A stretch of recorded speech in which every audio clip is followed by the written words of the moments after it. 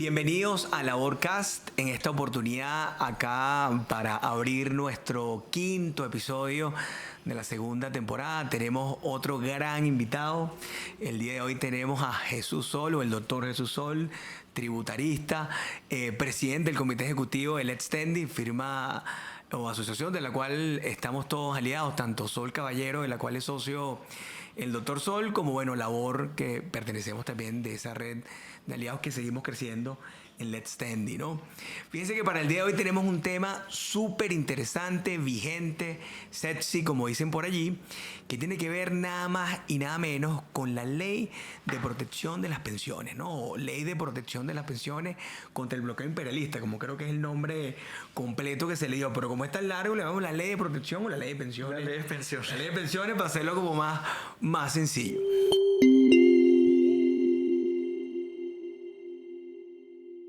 Fíjense que la idea del capítulo de hoy, como el título lo dice, es la ley de protección de pensiones, realidad fiscal, tributaria y laboral. Es decir, vamos a tratar de abordar esta antinomia, como la catalogó el doctor Sol, que se genera a raíz de la implementación de esta norma y bueno, que tiene muchas dudas en la implementación para los laboralistas, pero también muchas dudas en la implementación para los tributaristas. Bueno, Jesús, bienvenido.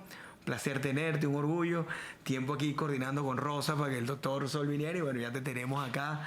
Primer capítulo que hacemos con Let's Standing y bueno, tremenda apertura que le estamos dando. Bueno, muchísimas gracias. Primero que nada, Carlos, por la invitación y la iniciativa de estos episodios o temporadas de conversatorios sobre normas tributarias. Y efectivamente nuestra alianza o nuestra red Let's Standing ya con 15 áreas de práctica creciendo y 16 firmas. Bueno, sí, efectivamente una ley que contiene antinomia, una ley que producto de la erosión, la hiperinflación y la inflación continuada en Venezuela desde 1982, porque vamos a estar claros, nosotros tenemos inflación desde el año 82, me acuerdo que yo tenía 15, 16 años, y cuando dijeron después del Viernes Negro, en el año febrero del 83, que va a haber inflación, yo le pregunté a mi papá, ¿qué es inflación? Ahorita ya los chamos nacen con ese... Y desde ahí, bueno, se quedó ese concepto. Se quedó. Entonces, claro, la pérdida del poder adquisitivo de la moneda, porque la inflación no es otra cosa que la pérdida generalizada y sostenida del poder adquisitivo de un signo monetario, en este caso el bolívar, donde pierde valor. Bueno, también perdió valor el fondo de pensiones, ¿no? O el sistema de pensión del Seguro Social. ¿Okay? Recuérdate que la seguridad social y los fondos de pensiones en todas partes del mundo se financian con el que está trabajando ahorita, le paga la pensión al que está jubilado. Así es. ¿Okay? Entonces, claro, ese proceso inflacionario obviamente genera pues que los fondos se hayan perdido porque no están en una moneda dura, en un signo monetario que se proteja de la inflación. Esta ley de pensión o esta ley de protección de pensión no es extraña a la que han salido en otros países que tuvieron procesos hiperinflacionarios, como fue la época de Chile en los años 60, como la hiperinflación que vivió Brasil en los 80 o Argentina antes de Menem. Y obviamente se establece un mecanismo para poder fondear de nuevo, valga la redundancia, el fondo de pensiones, pero con una ley temporal. Claro. En este caso tenemos una ley definitiva que, como tú lo mencionas, tiene una serie de antinomias, pero particularmente tiene algo que es totalmente desde el punto de vista administrativo y de parafiscalidad, unas violaciones por cuanto lo está recaudando y administrando, vamos a decirte de alguna manera, la Administración Tributaria Nacional. Claro. Y no la parafiscalidad, que justamente los tributos, en este caso como el de las pensiones, se clasifican en tributos vinculados y no vinculados, y las contribuciones son un tributo vinculado, o sea, yo lo pago porque voy a recibir de manera directa una contraprestación. Claro, claro.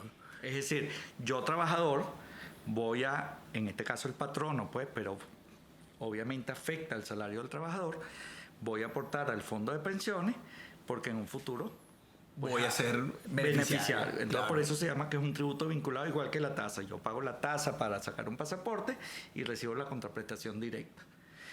En este caso está yendo a la unidad del Tesoro y no a la parafiscalidad. Claro, claro. Y fíjate que eso es muy importante, Jesús, y te atajo, porque en el mundo de las relaciones laborales, cuando hablamos del derecho del trabajo, no lo podemos ver nunca separado en la seguridad social. ¿Y por qué la seguridad social es relevante? Y así lo consagra también la Constitución, porque resulta que yo no solamente trabajo para el hoy, como tú lo mencionas, sino también trabajo para en el caso que me accidente tenga un auxilio, para que en el caso que pierda el trabajo tenga una cesantía, para que en el caso que me jubile por vejez o que me jubile por una discapacidad tenga un fondo de pensiones. Y fíjense que modernamente, Jesús, eso no lo vemos. Es decir, hoy en día cuando hablamos del derecho del trabajo nos dedicamos solamente al contrato de trabajo, a la compensación única, pero muy pocas veces lo vemos atado a lo que tú mencionas porque se ha desdibujado a esa característica futura o esa prestación futura o ese pago futuro que yo puedo tener por mis años de servicio, bueno, fondeando o aportando de forma bipartita o tripartita a un fondo. Es decir, eso está íntimamente ligado, Jesús, a la razón de ser del sistema del derecho del trabajo. Es relevantísimo, es decir, para el mundo del derecho del trabajo, todo lo que tiene que ver con las pensiones y las contribuciones derivadas de la seguridad social son relevantísimas, digamos, por definición, por excelencia. Sí, bueno, fíjate para que tú veas, y hay algo muy particular, y lo voy a traer a referencia, espero que no me hagan preguntas sobre eso porque esa parte sí no la sé. Pero en el primer gobierno de Carlos Andrés Pérez, en el año 75, que había mucha migración de españoles hacia Venezuela por la dictadura de Franco, todo lo que representó la posguerra civil, que fue en los años 30, y después la Segunda Guerra Mundial y la depresión que existía en España, que se venían a Venezuela. Carlos Andrés Pérez firma con el presidente de la transición en ese momento, Adolfo Suárez, un convenio bilateral para reconocer las cotizaciones y las pensiones y pagarle aquí. Así es. Y resulta que en ese momento, históricamente, cuando tú lo llevabas al cambio de 4.30, la pensión en Venezuela, digamos, la pensión mínima, la mínima en Venezuela eran 1.200 bolívares, que al cambio de 4.30 estamos hablando así casi como que $300. Wow. La mínima. Wow. Ok, podía ser más porque tú sabes que eso lleva una escala que no sé. Que no me preguntes cómo aplica el convenio. No, pero es así. Pero bueno, ahorita los venezolanos que están allá pueden, digamos de alguna manera, mira, que les reconozcan las cotizaciones que tuvieron en Venezuela y poder, digamos de alguna manera, acceder a su fondo de jubilación allá por ese convenio bilateral que está vigente. Entonces, claro, en ese momento Venezuela tenía la tercera o cuarta moneda más dura del mundo. Claro. O sea, un sistema de cambio de 4.30 inalterable desde Rómulo Betancourt hasta 1983. Claro, antes del Viernes Negro. Antes del Viernes Negro, que bueno, si ese fue un Viernes Negro, no te quiero imaginar lo que ha pasado después más adelante. No tiene color. No tiene color. Chévere, Jesús. Fíjese, en ese sentido, para nosotros es muy relevante abordar este tema. ¿Por qué? Porque una de las cosas que nosotros veíamos, sí se toma, y tú me corriges, yo no soy tributarista, soy laboralista, como saben aquí en el... Disculpa que te interrumpa, yo no soy laboralista, soy tributarista. Claro, boca. Entonces, cuando hablamos de la base de cálculo, de cómo se calcular y ese tributo, encontramos un elemento que para nosotros es muy relevante, eso, que es el llamado salario normal, ¿no? Aquel salario que es vengado por el trabajador que se encuentra en forma subordinada prestando su servicio, en forma regular y permanente, habitual, es decir, tiene certeza de aquellos conceptos que integran el salario, de los cuales el trabajador tiene certeza. Pareciera que la definición que da la norma, bueno, sí va a ser la base de cálculo que se iba a tomar en cuenta, pero nos añade otro concepto que nos crea mucha duda, no solamente a los laboralistas, a la jurisprudencia, a los tributaristas, creo que al mundo jurídico en general, sino inclusive al aspecto práctico, que es lo que se conocen como esas bonificaciones no salariales. ¿Por qué para nosotros es relevante eso? Porque en materia laboral, el sistema que tiene la legislación venezolana es muy sencillo, es decir, algo que guarda una naturaleza y una característica es salarial. Por consiguiente, el trabajo histórico de los abogados laboralistas, en muchos de los casos, no todos, ha sido el de crear conceptos cuya naturaleza no son salarial, no para defraudar a la norma, sino para procurar darle ingresos al trabajador y cumplir con las demás obligaciones de ley. Inclusive, la labor jurisprudencial de la sala social y antes sala de casación civil es determinar de forma prolija qué conceptos tienen naturaleza salarial, qué conceptos son salario normal, qué conceptos son salario integral, desde la perspectiva laboral, bueno, para de esa forma construir un sistema de remuneración del trabajador. Ahora, las implicaciones tributarias, Jesús, fiscales de estos conceptos que tenemos acá, ¿cuáles son relevantes para ti? Bueno, fíjate, aquí lo primero que tenemos que partir es que la ley crea lo que nosotros llamamos en el derecho tributario, que ojo, en Venezuela es el segundo tributo que pasa con eso, que hay un divorcio absoluto entre lo que es el hecho que genera la obligación tributaria, que es el ejercicio de una actividad económica, que ahorita voy a hablar un poco de esas implicaciones. Y por otra parte dice, bueno, la base de cálculo es el salario normal y todos los beneficios no salariales, ¿okay? Que establece la norma. Entonces, digamos que de alguna manera puedo adelantarme algo de lo que genera esta situación, porque el artículo 107 de la Ley Orgánica del Trabajo te expresa clara e inteligiblemente que cuando el patrono o el trabajador deban pagar un tributo, ¿ok?, cuya base de cálculo sea el salario, debe tomarse el salario normal. Y de eso hay jurisprudencia que vienen desde los años 90 con el INSE, amén de, digamos, de la sentencia de la Sala Constitucional con respecto al impuesto sobre la renta, que no es un tributo que grava el salario, es un tributo que grava la renta. ¿Ok? Pero pudiera decirte la administración tributaria, decirte, mira, yo puedo poner todos los conceptos que yo quiera, porque este no es un tributo que grava el salario, es un tributo que grava la actividad económica. Claro. Pero si es un tributo que grava la actividad económica es inconstitucional, porque esa potestad tributaria está atribuida por el 156 de la Constitución al Poder Público Municipal. Así es. ¿Ok? De manera tal que el Poder Público Nacional está invadiendo la potestad tributaria. Y quebranta el principio de reserva legal. No, está quebrantando la Constitución porque está quebrantando la potestad tributaria que tiene el Poder Público Municipal. Claro. ¿Ok? Claro. Así como el Poder Público Municipal no puede gravar impuestos sobre la renta, no puede establecer el IVA porque está atribuido al Poder Público Nacional, pues el Poder Público Nacional no puede invadir potestades tributarias del Poder Público Municipal. ¿Ok? Y como el trasfondo de esto es fondear las pensiones. ¿Ok?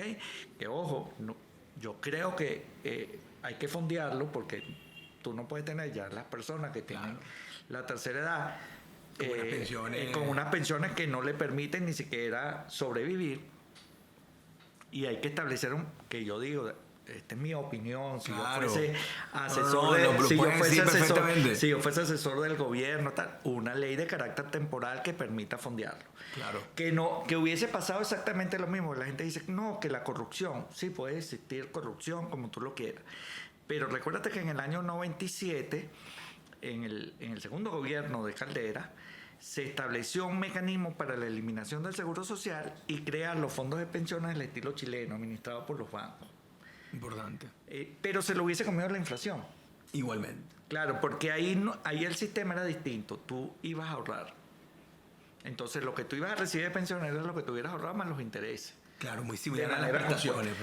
De manera, claro, pero te hacías, digamos, como los intereses eran compuestos, oye, al final de tu vida laboral, aportando 30 años, tenías una cantidad de dinero. Pero cuando tú tienes una inflación generalizada, que te quiero insistir, la inflación no es otra cosa que la pérdida del poder adquisitivo de la moneda, y que le quitaste 14 ahorita, más 6 ceros que le quitó Chávez, o 3 ceros que le quitó Chávez, estamos hablando de 3, más 5, más 6.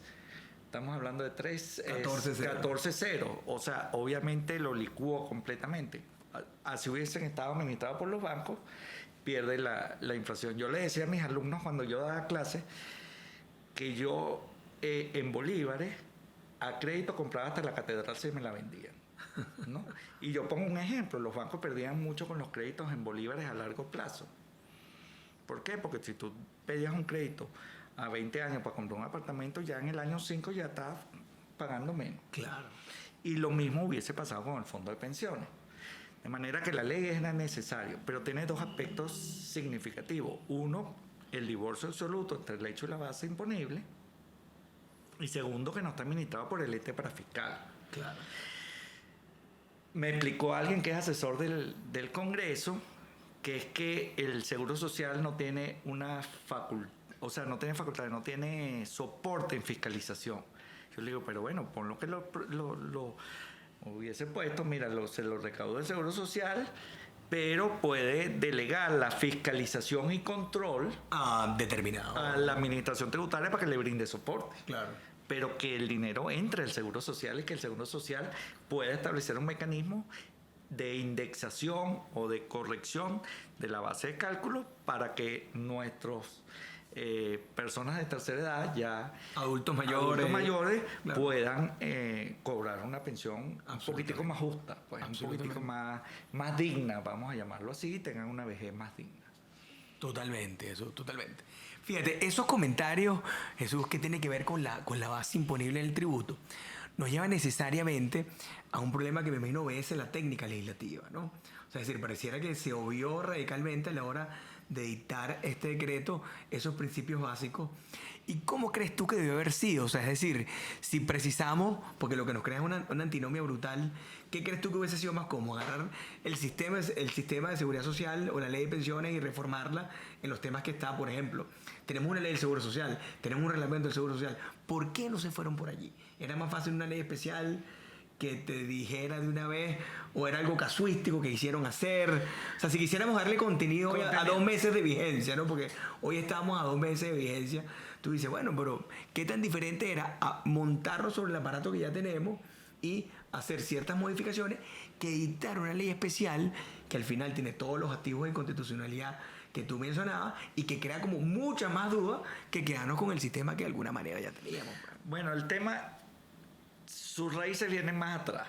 Okay. Viene con la reforma de la Ley Orgánica del Trabajo del año 2012.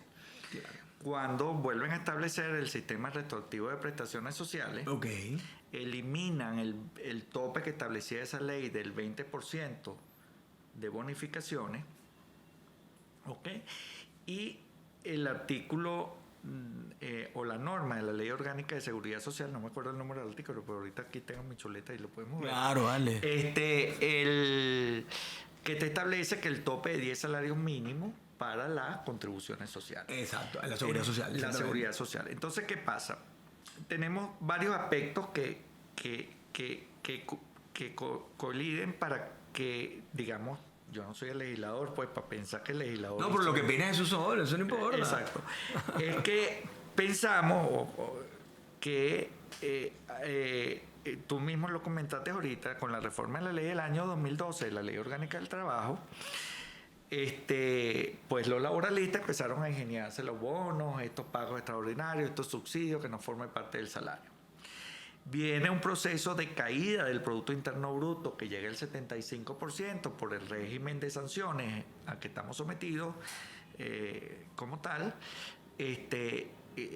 Tenemos un proceso que entramos 5 o 6 años muy prolongado, un proceso hiperinflacionario, y el gobierno no tiene, porque el principal empleador del país es el gobierno. Claro. ¿Okay? Claro. No sé cuántos empleados públicos hay ahorita, pero siempre es el principal empleador. Y dice, yo no puedo subir el salario mínimo, ¿ok? Tengo que dar bonos. Los empleados dicen, no puedo subir el salario porque el impacto en la retroactividad de prestaciones sociales, que fue lo que conllevó la reforma de la Ley Orgánica del Trabajo en la administración del presidente Caldera, en el segundo gobierno del presidente Caldera, a establecer un mecanismo de 60 días al año de prestaciones sin retroactividad. Entonces, bueno, todo esto ha conllevado a la bonificación, en donde el trabajador hoy en día recibe más bonos, llámese del sector público o del sector privado. Pero es la tendencia. Exactamente. Entonces, y tienes un límite de la Ley Orgánica de seguridad social. Así es. ¿Ok? Entonces yo creo que el problema es que hay que armonizar no solamente el sistema laboral, sino que hay que armonizar también el sistema tributario. Claro. Como tal. Y entonces, bueno, eso conlleva a eso. En mi opinión, para mí priva, y digamos, ahí hay diferencias en cuanto a lo que es la jurisprudencia de la Sala de Casación Social, claro, con respecto a la Sala Política Administrativa, que es la que va a decidir cualquier reparo o ajuste fiscal. Porque esto es tributario. Claro. Exacto, y la administración tributaria. Porque ha sido desde los años 90 hasta la presente fecha, la Sala Política Administrativa, incluso la Sala Constitucional, con la sentencia con respecto a la interpretación del artículo 31 de la Ley de Impuestos sobre la Renta, que es sobre el salario normal. Y esa jurisprudencia de la Sala Constitucional sí es vinculante. Claro, en ejercicio del control concentrado en la Constitucional. Claro. Exactamente. Entonces, para mí, priva el artículo 107 de la Ley Orgánica del Trabajo. Bueno, el trabajo del trabajador y de la trabajadora, como se llama ahora, ¿no? Pero yo la simplifico como la Ley Orgánica del Trabajo, así es, como era antes. Y entonces, para mí priva esa norma sobre el salario normal, porque además esas bonificaciones, y tú nos los has comentado, ¿cómo que dice la norma? Bonificaciones de carácter no salarial. No salariales, no hay un concepto. No existe. Entonces, fíjate, yo te voy a decir algo muy particular. Nuestro Código Orgánico Tributario, en el artículo 5, establece cómo se interpretan las leyes tributarias.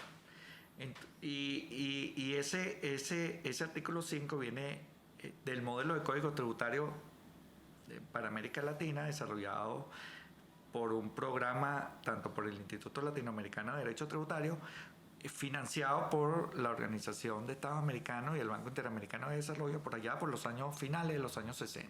Okay. Venezuela coge el modelo del año 82 que es aprobado, bueno, venía en estudio y fue aprobado en el 82, entró en vigencia en el 83, ya tenía una sucesivas reformas en el 92, en el 94, en el 2001, en el 2014 y la última en el 2020.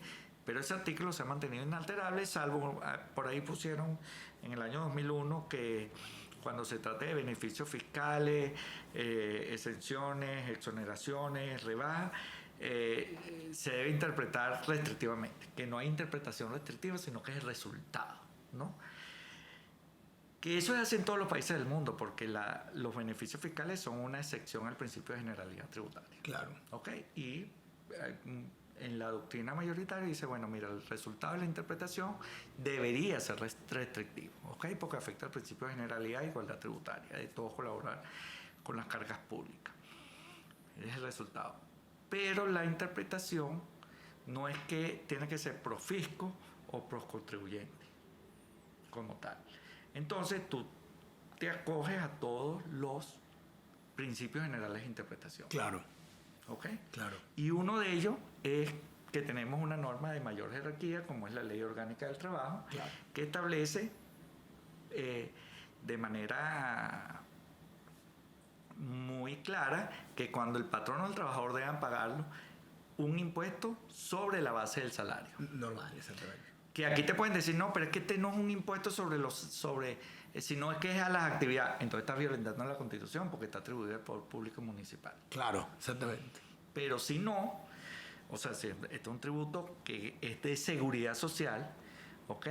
Y grava, porque para que se configure el hecho imponible, ok, yo tengo que estar haciendo actividad, pero tengo que tener empleados también. Así es. Entonces debería aplicar esa norma. Entonces lo que hay que corregir es de fondo. Lo que hay que corregir hay de fondo, que pasa por la reforma de la Ley Orgánica del Trabajo, falta por una estabilidad macroeconómica que nosotros, yo creo que eso no lo ha dicho ningún economista, pero nosotros tenemos un récord de 40 años de devaluación constante y de inflación constante. Claro. Aquí tenemos una inflación del 30%, estamos felices. Estamos contentos, claro. No, que no estamos en hiper, pero bueno, estamos en inflación. Contentos. Claro. Y hace en la administración de George Bush, me recuerdo que el secretario de Estado había proyectado una inflación del 0 punto algo por ciento y la inflación fue del 1.2 y lo votaron. O sea, tuvo que le pidieron la renuncia. Imagínate tú, por algo que... Claro, porque es que la inflación generalizada y constante afecta a la economía. Indudablemente. Y ya nosotros estamos acostumbrados, lamentablemente, a vivir.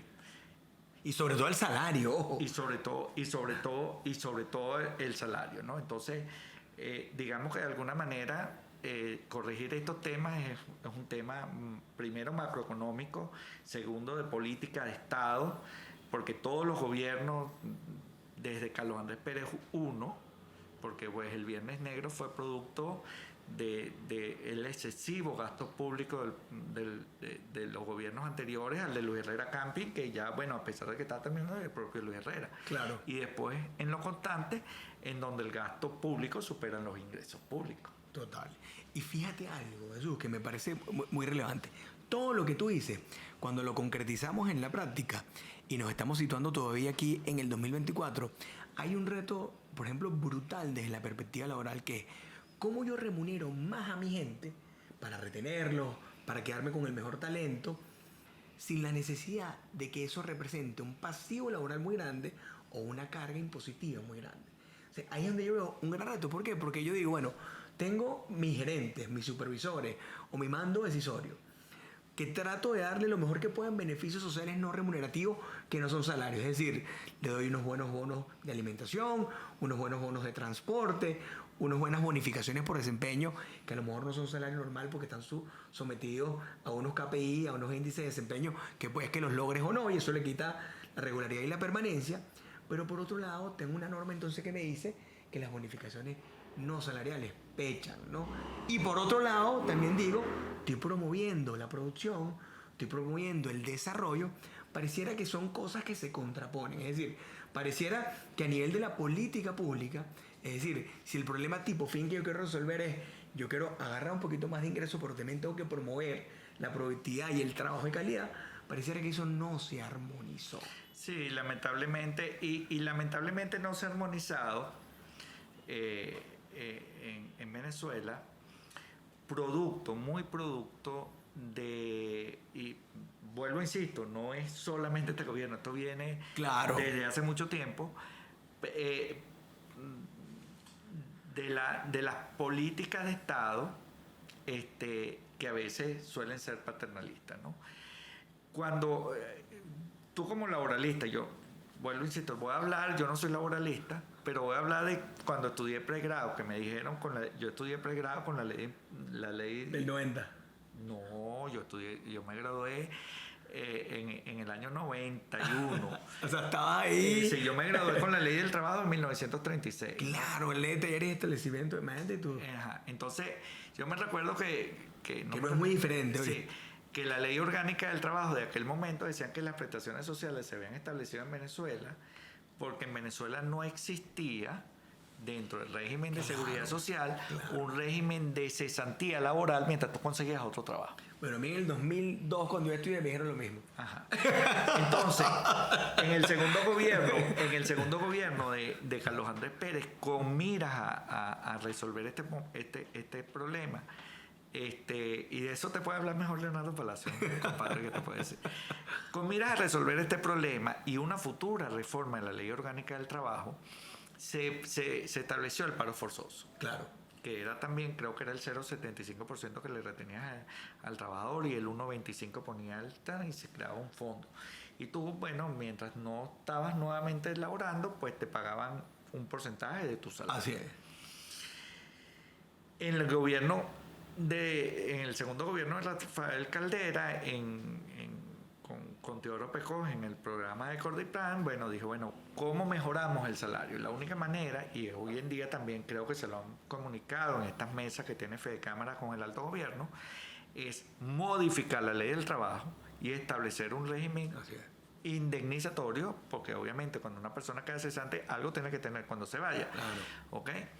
Establecer como se estableció con la ley anterior, que era, mira, 60 días al año con tu salario actual y quitar la retroactividad.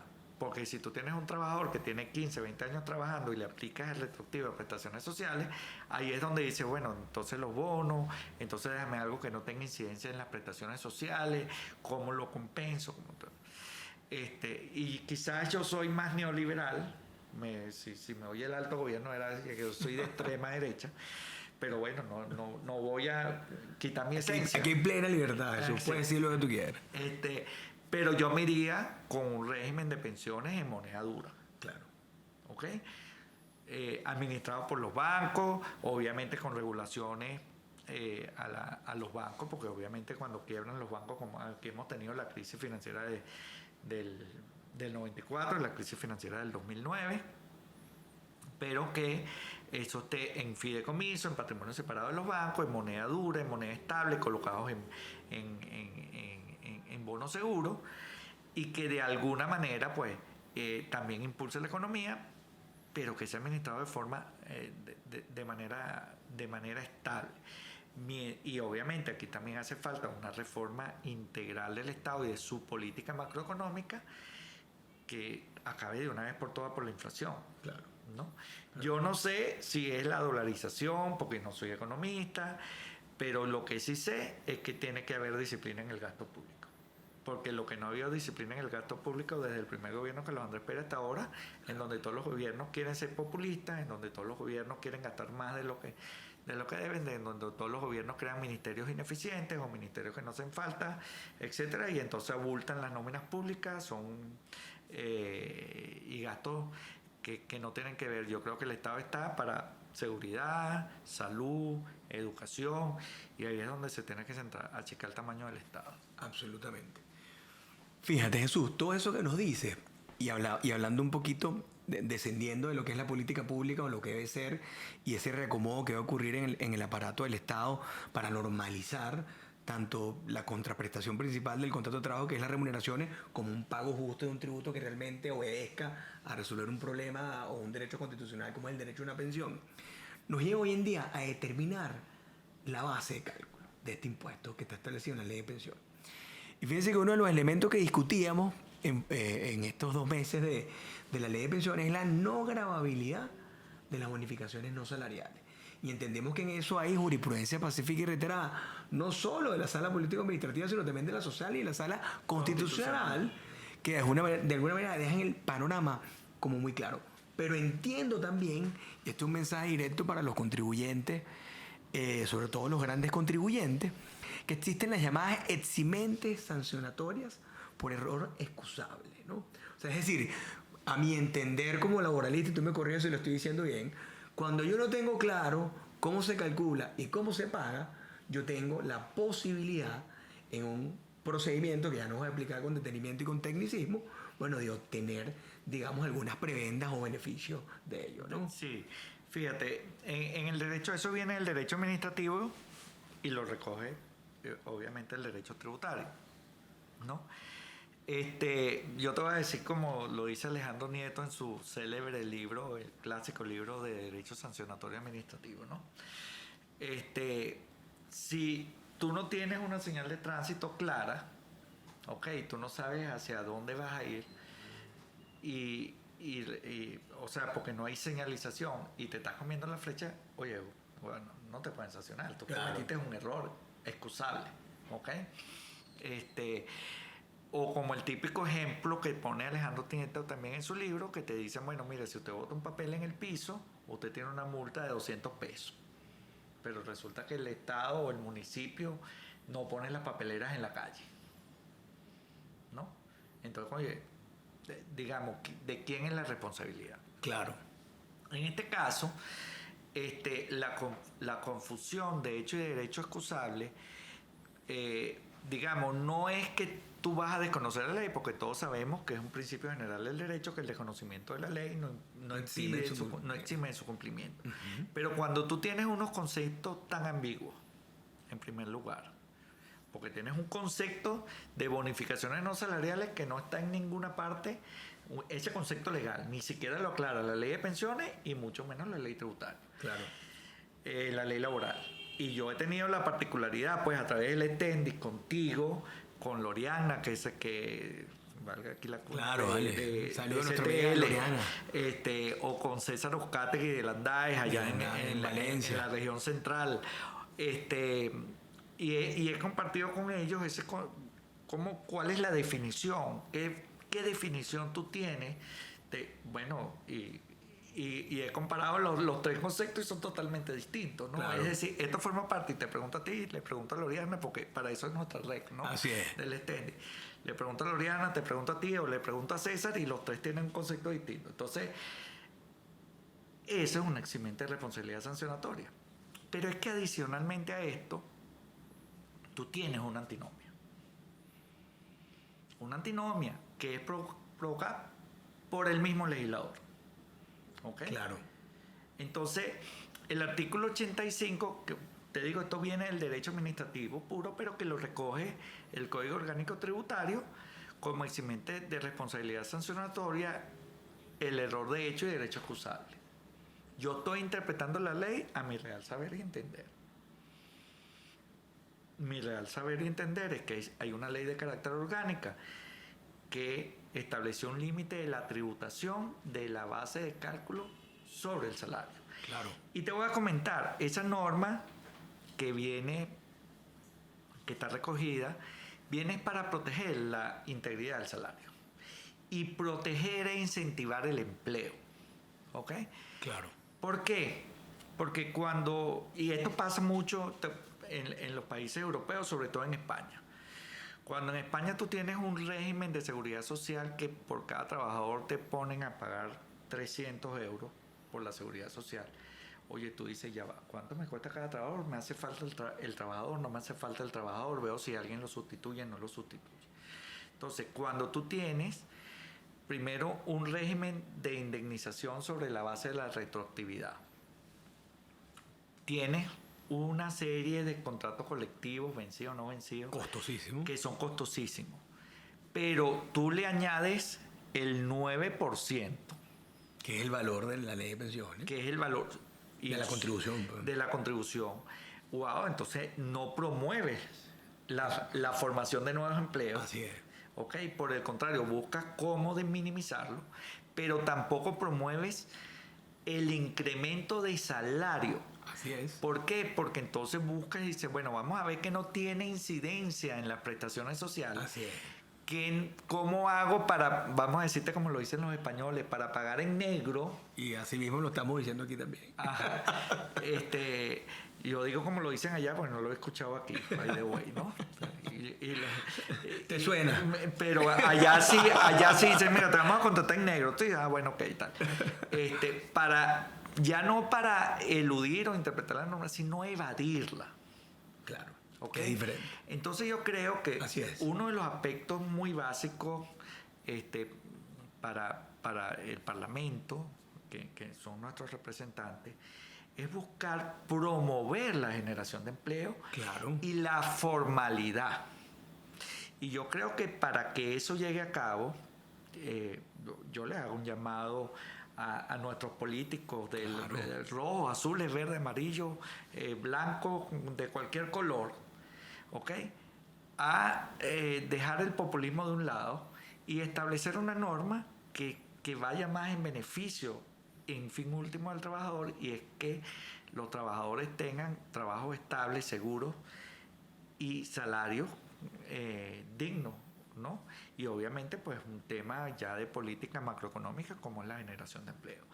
Absolutamente. Y la estabilidad monetaria.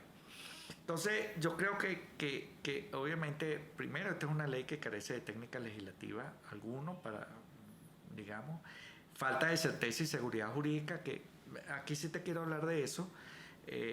Nosotros tenemos un principio de legalidad tributaria. ¿Ok? Lo que todos tenemos para lo tenemos que aprobar. Está en el artículo 316 de la Constitución y desarrollado en el artículo 3 del Código Orgánico Tributario. Pero ese principio de legalidad no es solamente que yo establezca el tributo y que establezca la base de cálculo, sino que hay dos principios que complementan el principio de legalidad, como dice el célebre profesor en paz descanse Víctor Usman en su libro clásico de los principios del derecho tributario. Y es que los principios de certeza y seguridad jurídica son complemento al principio de legalidad. Cuando tú tienes una norma, que estamos conversando ahorita, que no está definido, que son bonificaciones de carácter no salarial en ninguna ley, cuando existe una antinomia, no existe certeza y seguridad jurídica. Y esos son los elementos y caldo de cultivo, por llamarlo de alguna manera, para que cualquiera se confunda. ¿Ok? Y entonces, como yo lo pongo en una presentación que hice recientemente para Benanchan, pues aquí todos estamos en riesgo fiscal. Porque nadie sabe si...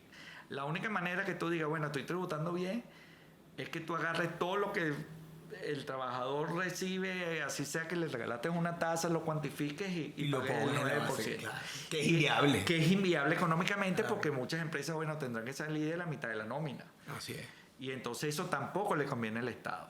Y como yo siempre digo, el Estado le conviene que haya más contribuyentes, más formalidad dentro de la economía. Absolutamente. Y que esa base de que todos debemos aportar para las cargas públicas, pues sea repartido entre más. Porque claro. entre más contribuyentes hay, menos será la carga pública individual para cada uno. Totalmente, totalmente. Jesús, ¿algún mensaje? Porque ya nos encontramos en la parte final. Yo creo que vamos a tener que hacer una segunda parte de este capítulo, probablemente, Rosa, para finales de año, cuando veamos cómo ha sido el desenlace, ¿no? Porque vienen como momentos políticos relevantes en lo que queda de año. Un poquito para analizar en retrospectiva qué pasó con la ley de pensiones. Mensajes finales en concreto para los contribuyentes, es decir, nuestros clientes, porque nosotros vivimos de prestar un servicio de asesoría a nuestros clientes, aliados. Mensajes concretos, recomendaciones concretas. ¿Qué estás viendo tú en la práctica? ¿Qué le estás diciendo a tu gente que sea importante tomar en consideración a la hora de tomar decisiones para gestionar la ley de pensiones? Bueno, fíjate, hay dos temas importantes, ¿no?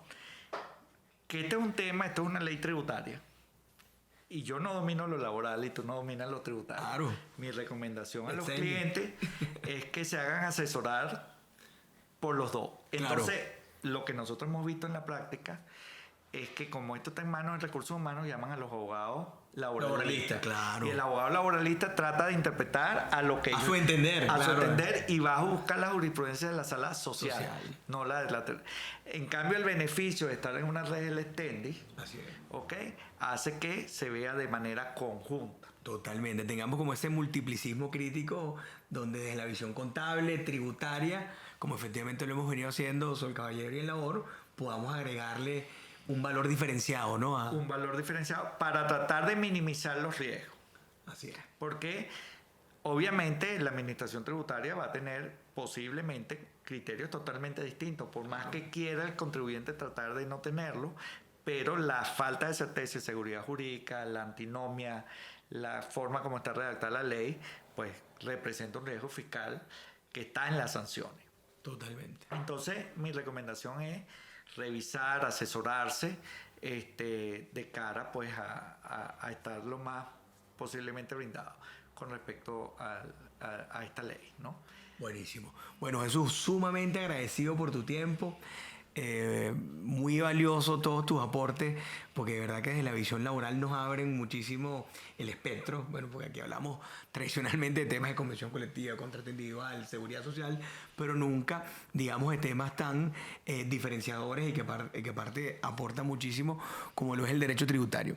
Me despido, señores, con algo que me gustó de Jesús Sol, que para nosotros es muy relevante cuando abordamos el derecho laboral desde la política pública, es que tenemos que llevar un cambio legislativo, un cambio estructural que nos ayude a resolver un problema tipo fin. ¿Qué significa?